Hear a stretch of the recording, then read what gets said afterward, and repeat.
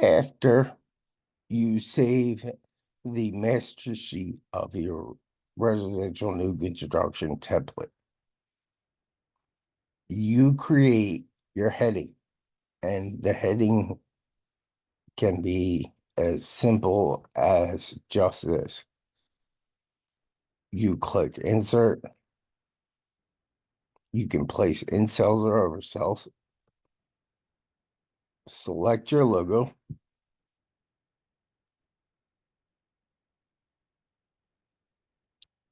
and insert.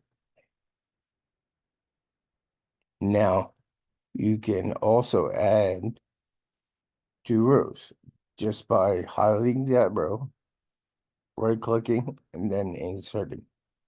That makes another row.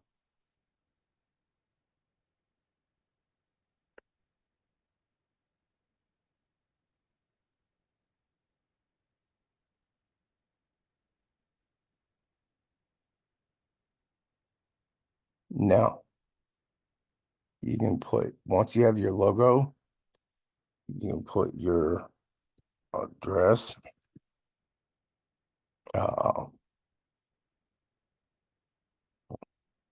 then you hit merge and center, and that will actually center your address under your logo. Inside of those 3 boxes that you highlighted, you can left align them, right align them, or just leave it center.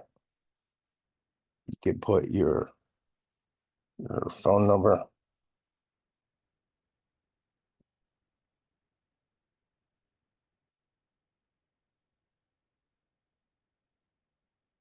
and the same way. Press and hold shift, highlight all 3 boxes, and then merge and center.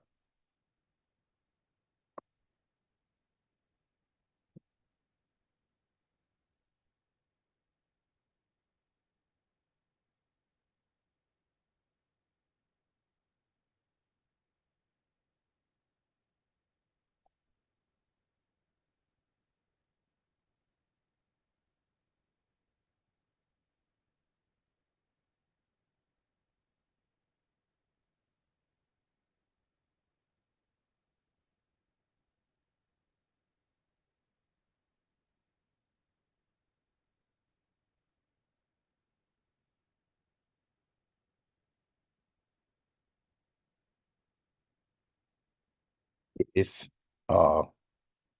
you see that kind of all over the place, it's just from shaking.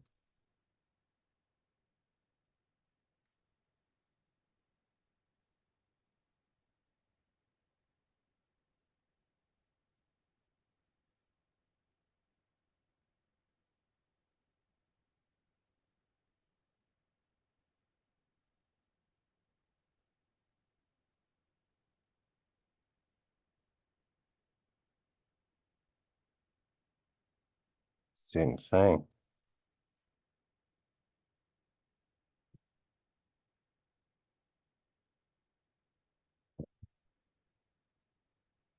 Merge center. And you kind of create your heading. And this is where you go back to file, click on save as, and this would be master headed 1, or whatever directory tree you want to use. And you can put it wherever you want, wherever you put your master sheet. Now, after you've created your master sheet and then your headed sheet, maybe you want to create one for each contract. So you can then go again to insert,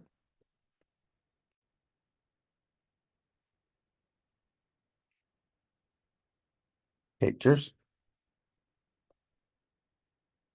this device, and choose your customer's logo.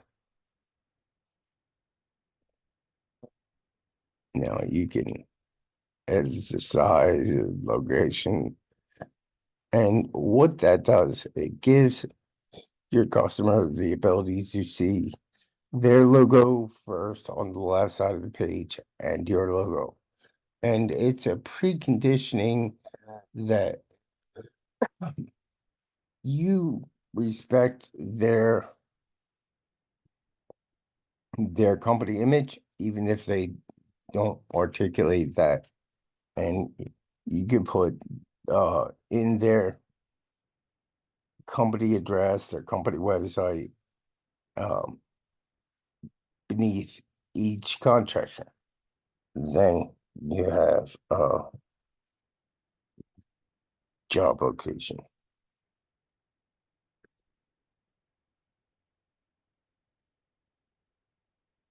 Then you can, I'll add more, but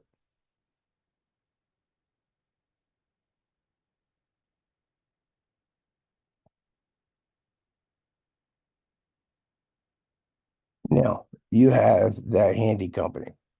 So you go back to your file, save as,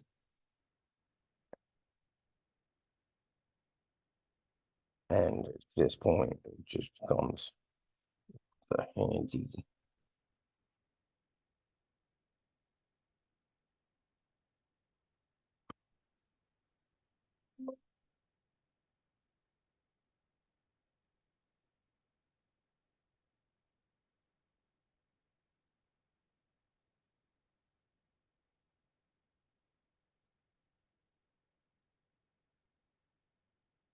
And of course, you can again save this in whatever directory you choose.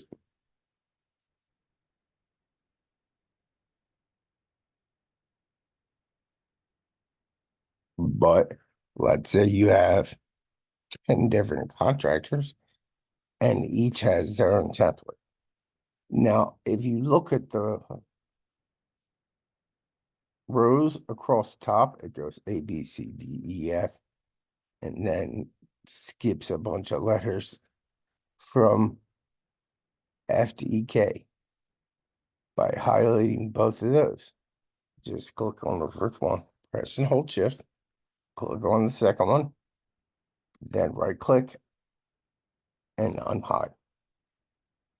These are each of the common items that both can be manipulated, changed in each assembly. And there's 50, 60, I don't know. There's a lot of them.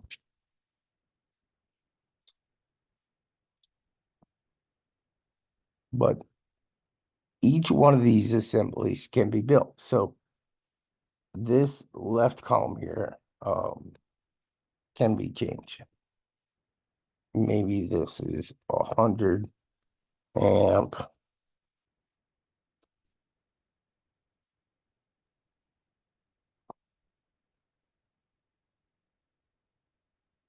service panel.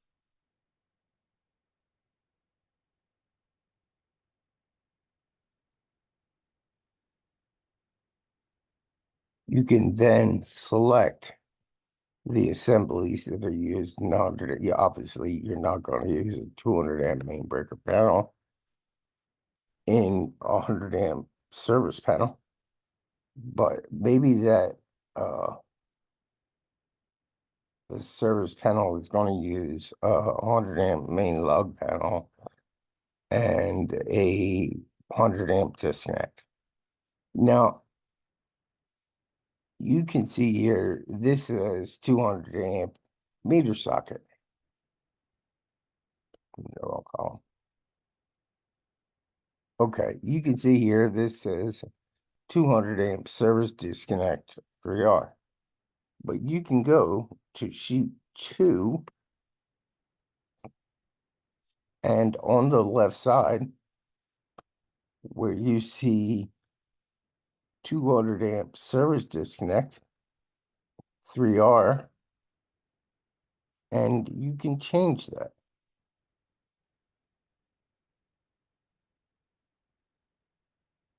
Change that to 100. You can also change the price. Like the price now is 330.68. Maybe it's 191.66. When you go back to sheet one, that is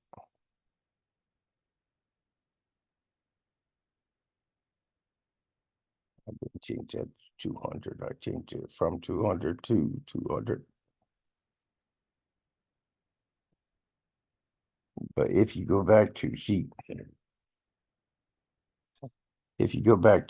one, you'll see where not only did the description of it change, where you're building your assemblies, but the price change. Now, in this column here, this is your quantity column. And you'll see your each price is $1175.95, but your extended price is blank because there's no quantity. So let's change the quantity to 1. And you'll see here, or extended price, because there's a 1 in the quantity, is 1 times each price, or $1175.95. And that total will also transcribe up here. And let's say there's going to be 10 of those. You'll see the extended price change from $1175 to $11,750. And when you see those pound signs like that, that's just because the column that it's in is too small to display the actual number. All you have to do is highlight the column, go to the right side of the column, left click twice, and it'll automatically make the column the size it needs to display that number. So with 10 100 amp service panels, your extended price, based on the material that you put in to that 100 amp service panel, is here, and your total is here. Now, most houses will only have one service, but that can all be changed on sheet 2 as well. So in this case, the burden rate is set for 75, but maybe it's set for 115. And in this case, the markup on labor is 25%, or 1.25 times that 115, and the same markup of 25% for material, and the efficiency is 1.13. Maybe you have a contractor who is, it takes a couple hours to move the contractor's peanut butter and jelly and his trash and his loaf of breads out of your way. And that contractor, working for that contractor, is typically less efficient than working for another contractor. So maybe that contractor's efficiency is a little less. So we raise that number. Or maybe you have one contractor that you do a lot of houses for, and you want to give him a little discount and be consistent from one job to the next, despite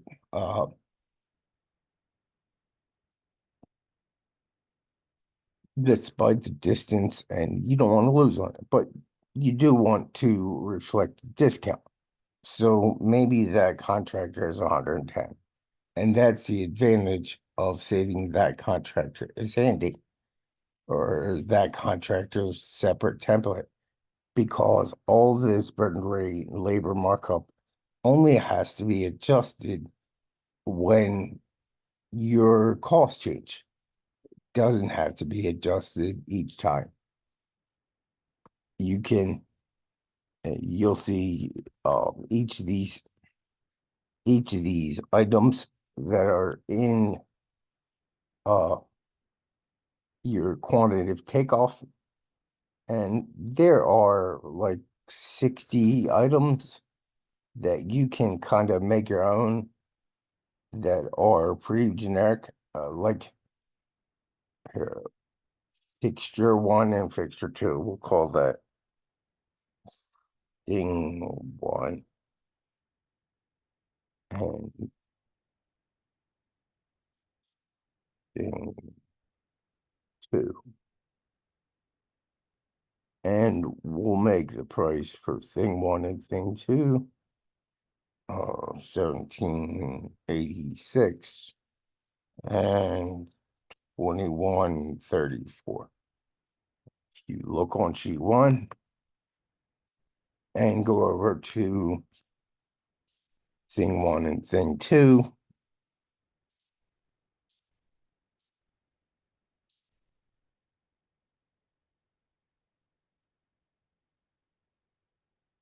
here,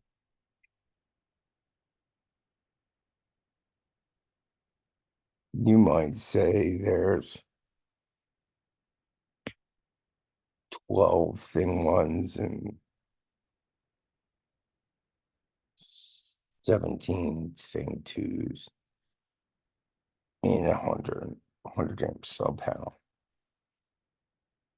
Obviously, that's going to increase the price because it will calculate the cost and quantity of each piece of material that you use on that assembly with the labor that you're using. So maybe your rough hours are less and or more, and your final hours are less, but you can change that just by changing that number. Now, if it's grayed out, it's really not a good idea to edit that number.